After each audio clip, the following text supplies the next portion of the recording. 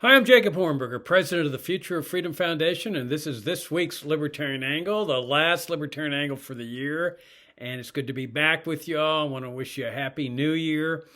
I want to talk to you a little bit about FFF, the Future of Freedom Foundation, and how I got to this point some 33 years ago. As you all know, this is end of year fundraising time, and I hope if you haven't yet made a donation to FFF, that you would consider doing so before the end of the year. So I was practicing law in my hometown of Laredo, Texas. I was around 28, 29 years old. I walked into the public library there in Laredo looking for something to read and went over to the political science section and started perusing four little different colored books. They were called Essays on Liberty, volumes 1 through 4. And those four little books ended up changing the course of my life. I mean, it was a true road to Damascus experience. These were hardcore, pure, principled, uncompromising essays on liberty. And I took them home. I could tell right off the bat that something was going to change in my life. I was a young trial attorney. I loved practicing law. I was in partnership with my dad. I'd wanted to be a lawyer ever since I was a kid. And I was reading trial books, books on cross-examination, direct examination, books by F. Lee Bailey, famous criminal justice, the criminal defense lawyer. But at that point, I just put aside all those books and started just voraciously reading everything I could find on libertarianism. And I couldn't get enough. And I was discovering people like Ludwig von Mises and Frederick Bastiat, and I just was pouring through these books. And the publisher of these four little books was the Foundation for Economic Education, which many people know as FEE. And it didn't occur to me that they would still be in existence. You know, I was an economics major in college, and I'd never heard of them. I'd certainly never heard of Austrian economics or the libertarian philosophy. But I later learned that FEE was still in existence, and so I immediately contacted them, bought every book I could find. The person that was having the biggest impact on my thinking was Leonard Read, the founder and president of the Foundation for Economic Education. In fact, many years later, I wrote an essay called Leonard Read Changed My Life, which was posted in the Freeman, which at that time was the monthly journal of FEE, and which you can still find online at their website at fee.org. So I went to two seminars at FEE, and they were just having a tremendous impact. I organized a FEE seminar in Laredo, and I later moved to Dallas after my dad died, and I established my own law practice there. And I retained the head of the economics department at the University of Dallas to give me a tutorial in Austrian economics. And he looked at my reading list and he said, well, let's start with fundamentals. Let's go back to Adam Smith, Wealth of Nations. And we did a chapter by chapter analysis of Wealth of Nations. And then we went to David Ricardo's principles, studied the classical economists, John Stuart Mill, etc. And then we started with Carl Menger's Principles of Economics. This was the beginning of the Austrian school. And then he told me, he says, well, I've hired a new faculty member, Richard Ebeling. He is the guy in your age group that knows more about Austrian economics than anybody else in your age group, and I think I should turn you over to him. And so Richard and I struck a deal, and we started studying Ludwig von Mises' Human Action, chapter by chapter by chapter.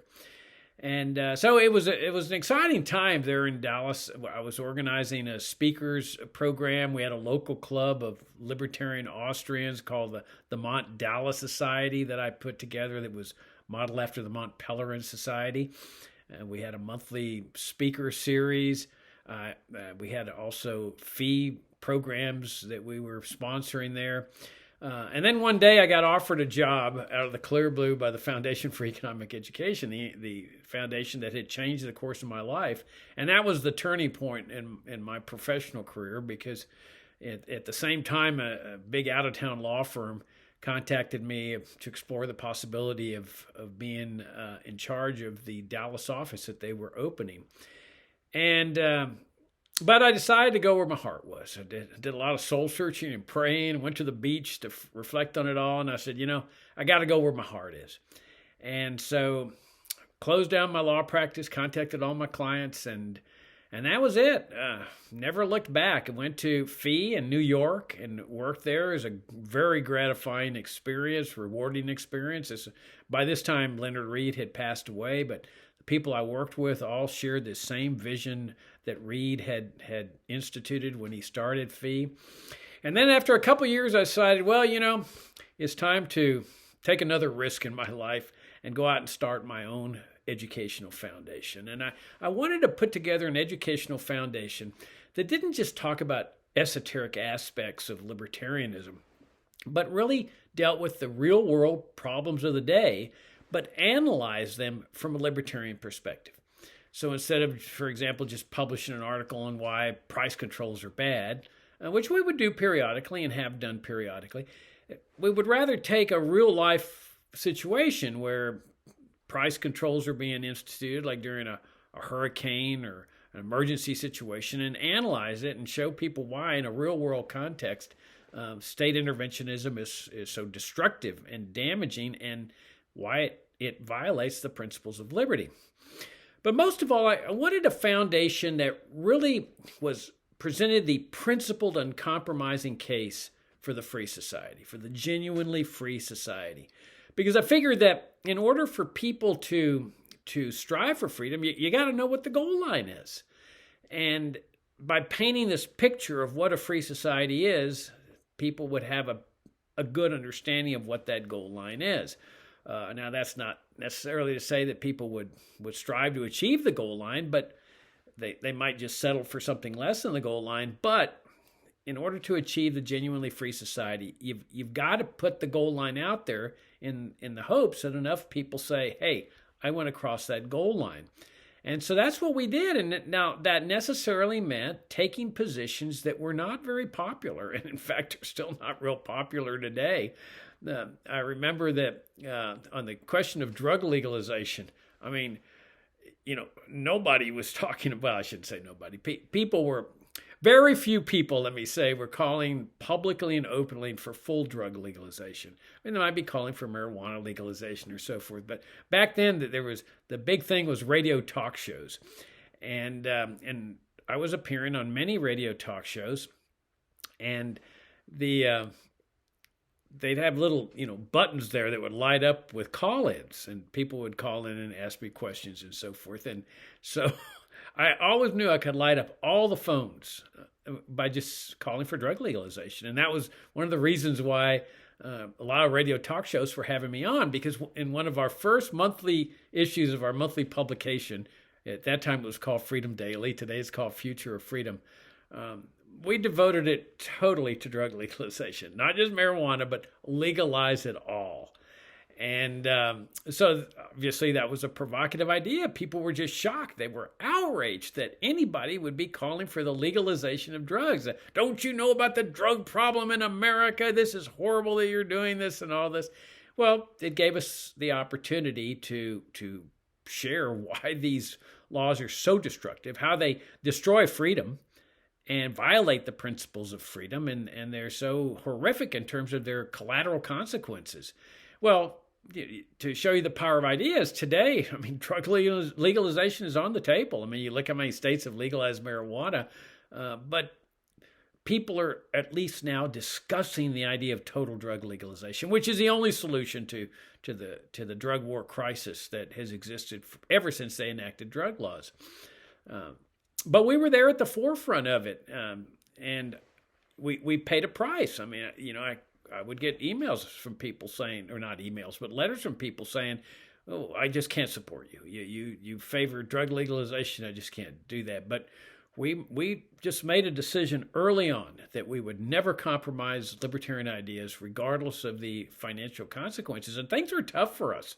I mean, we had I'd started at FFF with a loan from the bank, and at the end of the first year, that loan was coming due, and we were in trouble. I mean, I was offsetting out of my apartment, and we were struggling, and then all of a sudden, a check from a donor came in for $50,000, which was a huge amount of money then, but even more so. I mean, it's still a big, huge amount of money for us today. But that paid off the bank debt, and that got us going for the next year. And the reason was that donor said, "I like what you're doing. I like your principled approach to liberty." Not everyone did. That one guy who had been donating to us for $1,000 a year for about 3 years or so. He called me up one day and said, I need an op-ed from you in favor of school vouchers that I want to send to our local newspaper." And I said, "I can't do that. I'll send you an op-ed on separating school and state, totally, but vouchers are just a reform measure." And he got mad. He says, "You either send me this or," and I forget what his exact words, but he made it clear that he would never donate to us again unless I sent this op-ed. And of course I didn't. And true to his word, he never sent us another donation again. But if I had caved into that, I mean, there would be no point in having FFF. I mean, that was what I wanted, an institution that did not compromise principles, even though there was a financial price to it. One of the interesting aspects that first year with respect to education is that in one of the monthly issues in that first year, I wrote an essay criticizing school vouchers and saying this is just another measure to make the school system work more efficiently. Well, lo and behold, that attracted the attention of the Nobel Prize-winning economist Milton Friedman, who gave a speech in which he criticized my article in the context of criticizing Ayn Rand and Ludwig von Mises as well. So I thought, wow, well, this is hot stuff. My very first year out, I'm getting criticized by Friedman, who was one of my heroes. It had a big influence on my thinking.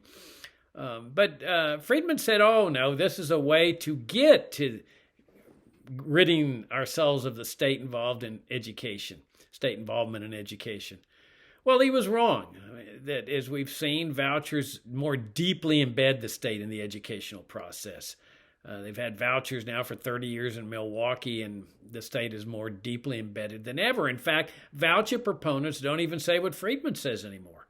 They don't say, "Oh, well, this is a way to get rid of the state." They say this is a way to improve the public school system. Which is what I pointed out in my article in the first place, that it was just a way to reform and improve the public school system. But most important, in order to get people to think at a higher level of separating education and the state, I believed that you had to paint the picture of what a free society was all about. If people are never called upon to think about the idea of just getting the state entirely out of education, the likelihood of them doing so is very small. There are very few people that are thinking at that original level, but as soon as they hear an idea, wow, then it's like the light bulbs go off. But if all we do, all of us, is promote reform, vouchers, health savings accounts, and so forth, all people will do is think about reform. And so as the libertarian movement in large part moved toward reform, I wanted to keep FFF pure in the sense of advocating the pure, uncompromising principle case for liberty. And one of the analogies I've used over the years is slavery. That what would we have done if we had been living in Alabama in 1850? There would have been some people saying, "Jacob, there's no point in going down the abolition route. Slavery's here. It's in the Constitution. We've got to maintain some respectability and credibility with our positions. We got to settle for reform." And so they would be backing reform measures to reduce the amount of lashings, better food for the slaves, better school, better education for the slaves, better health care, and so forth. Well, not for me. For me, no matter how unpopular it would be, I'd want a foundation there calling for liberty. The immediate elimination of slavery. And I'm sure there would have been people saying, "Jacob, this is cruel. They're not ready for it. They haven't been educated. They haven't been trained. You can't just let people go just like that."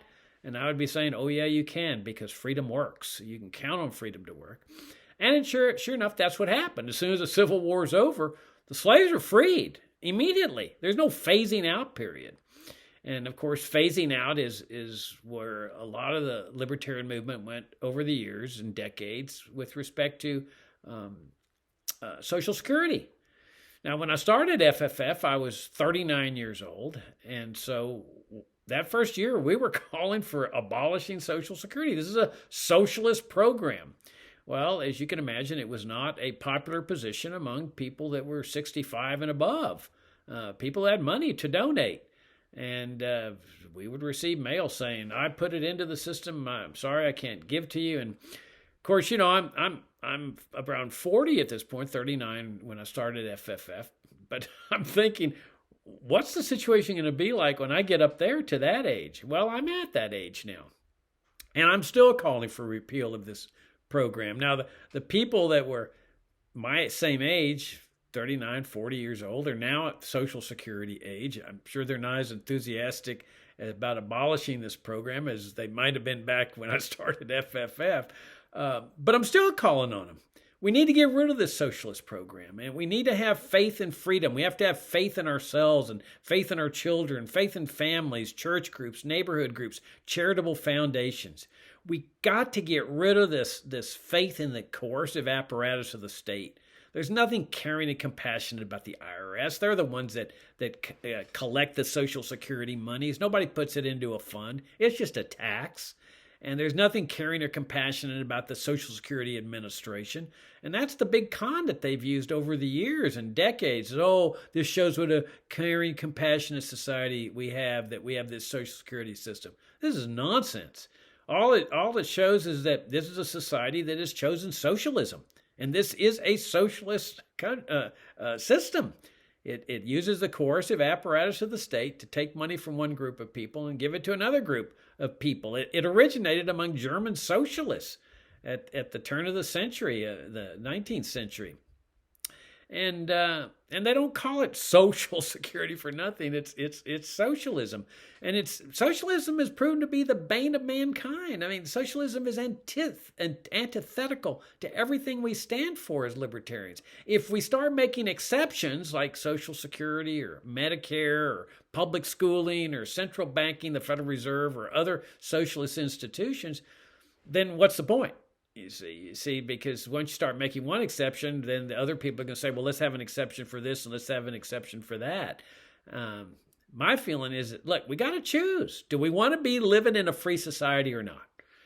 And those of you that have been with us a long time know that my position is that in order to achieve a genuinely free society, you've got to identify the infringements on freedom, and then you've got to eliminate them.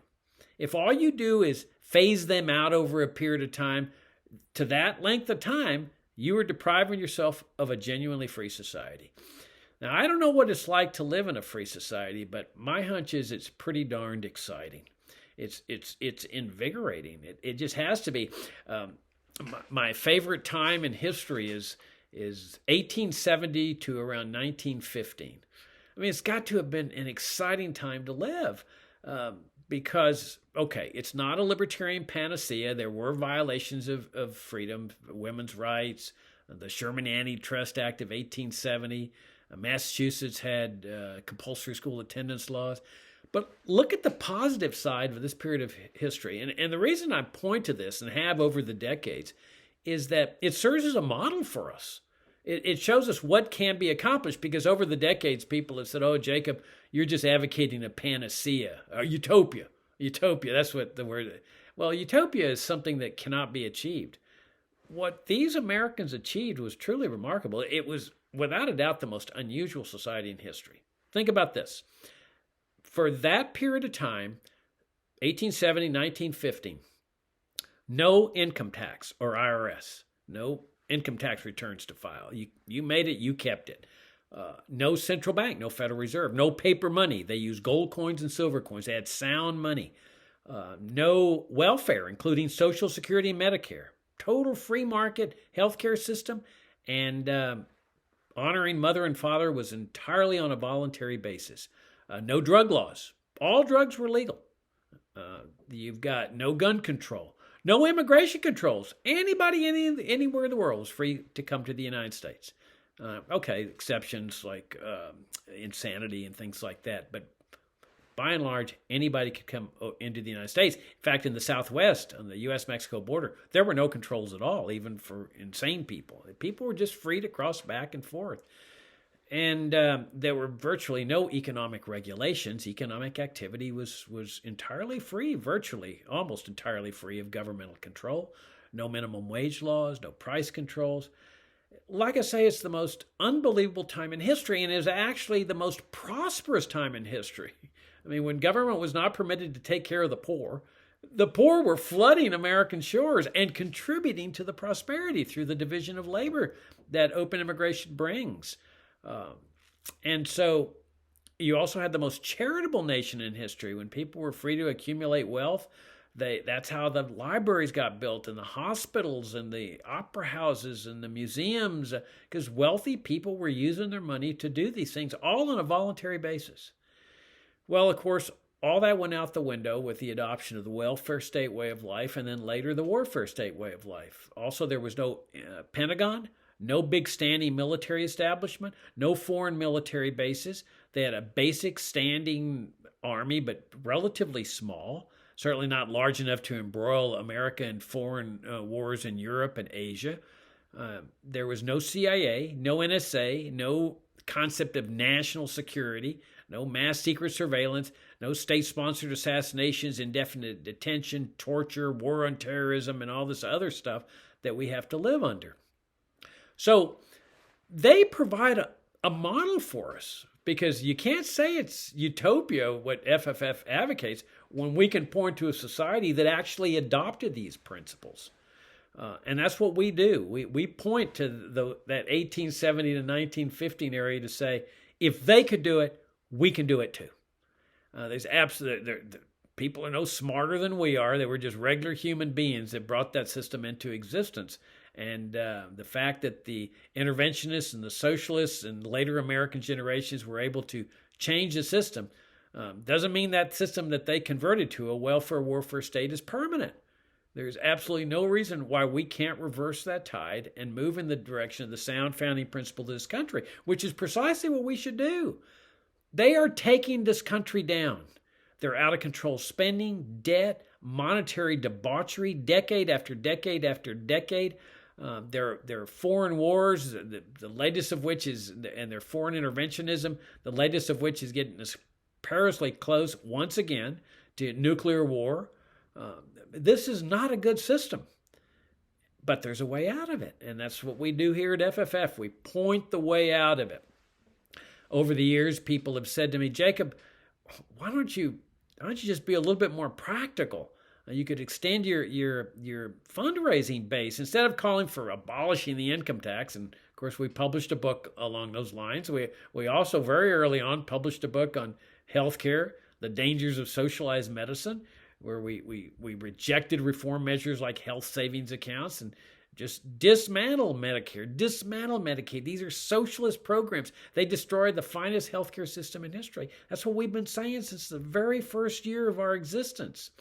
The Tyranny of Gun Control, other books. And so people have said to us over the years, Jacob, why don't you just be a little bit more practical? You could get so many more donations in.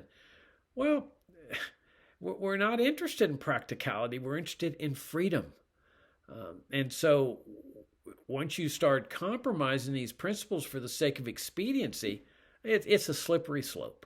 And therefore, you've got to continue adhering to principle. And part of our methodology, I mean, as you can imagine, it's not easy to find people that will donate to an organization that's calling for abolishing Social Security and Medicare and calling for open borders and abolishing the whole state educational system, having a free market in education.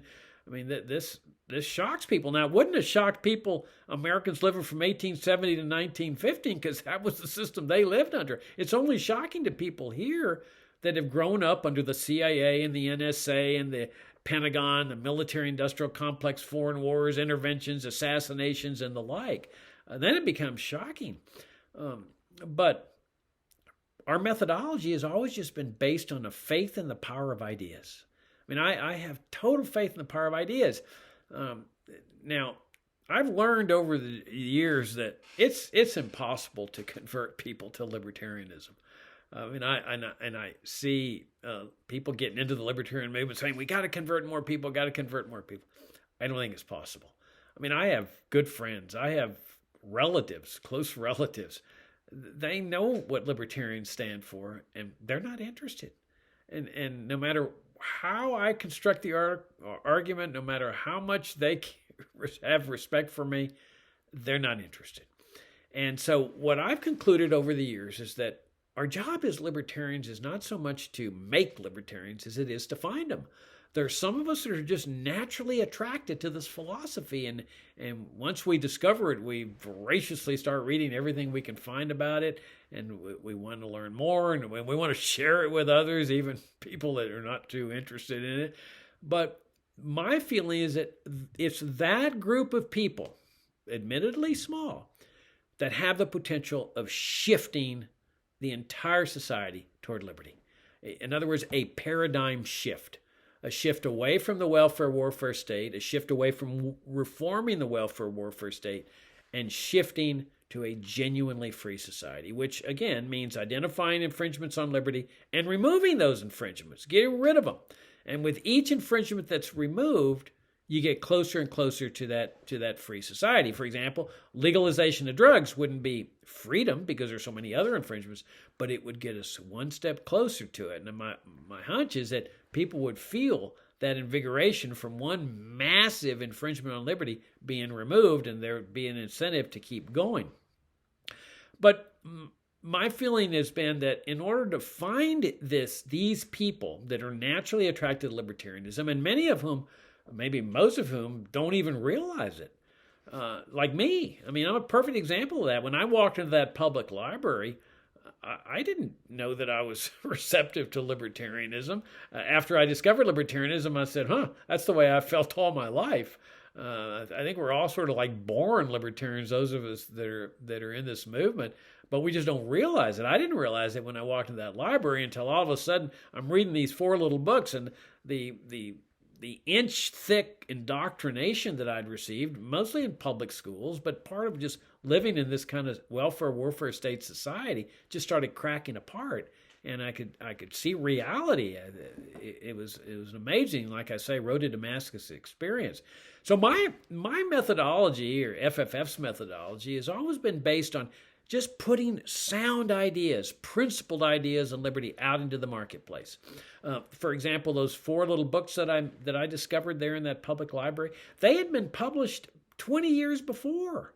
If somebody had asked Leonard Read, the founder of FEE, back in the 1950s what impact his books were having, he couldn't have said, well, 20 years from now, they're going to be discovered by a young lawyer in Laredo, Texas, and they're going to change the course of his life.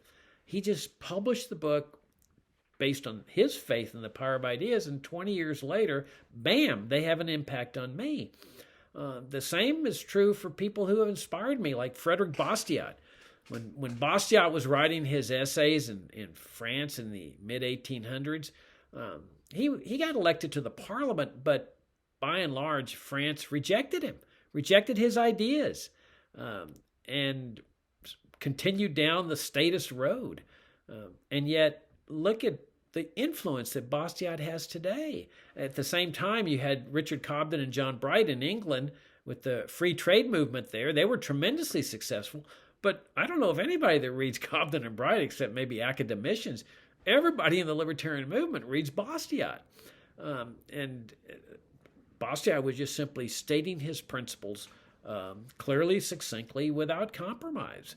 The same with Ludwig von Mises, who was just, had a tremendous impact on my life. He was in those 4 little books, some of his work, and Mises, when he came to the United States, was like Bastiat was in France, a man alone, essentially.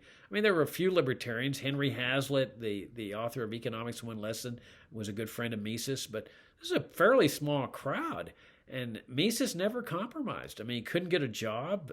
This was the period of Keynesianism and state intervention, and he finally got a job at New York University teaching a seminar, but they wouldn't pay him. He got privately funded. And yet he's been such an inspiration for so many of us because he stuck with his principles. And so these have been my inspirations, people like Leonard Read and Ludwig von Mises and Frederick Bastiat and so many more. for FFF. And so it's not always an easy road, I can tell you that. But I'm telling you, I marvel over the fact that people have supported our work for 33 years now. You guys have kept us in existence. You've kept us going. And I'm sure there have been times where you say, I just can't go with FFF on this. I remember after the 9/11 attacks, we were there saying this is a result of foreign interventionism. This is not that terrorists hate us for our freedom and values nonsense. And, oh, man, we were losing support. We were opposing the invasions of Afghanistan and Iraq. One of our members of our board of trustees resigned in protest against our policy, our non-interventionist foreign policy. Those were tough times. I've never seen so much hate mail and cancellation of support in all my life, but we hunkered down, we cut our costs, we saved everywhere we could, and we made it. And I think we've been vindicated in terms of this principal defense of non-interventionism. And so you guys have kept us going for 33 years, and I marvel over that fact that because I'm sure that, like I say, some of you are saying, oh my gosh, Jacob, I can't go down the road with you on this position or that position, and yet you've continued funding us, and I'm very grateful for that. I'm very humbled, and I'm just honored that y'all have done that. And so if you haven't yet made a donation to FFF this year or ever, this would be a great time to do so. Tax deductible. I pledge to you what I've essentially pledged every year for 33 years. That this little foundation will continue to present the principled, uncompromising case for liberty. I want to wish you all a very happy new year, and hopefully it will be a very free year in the year ahead.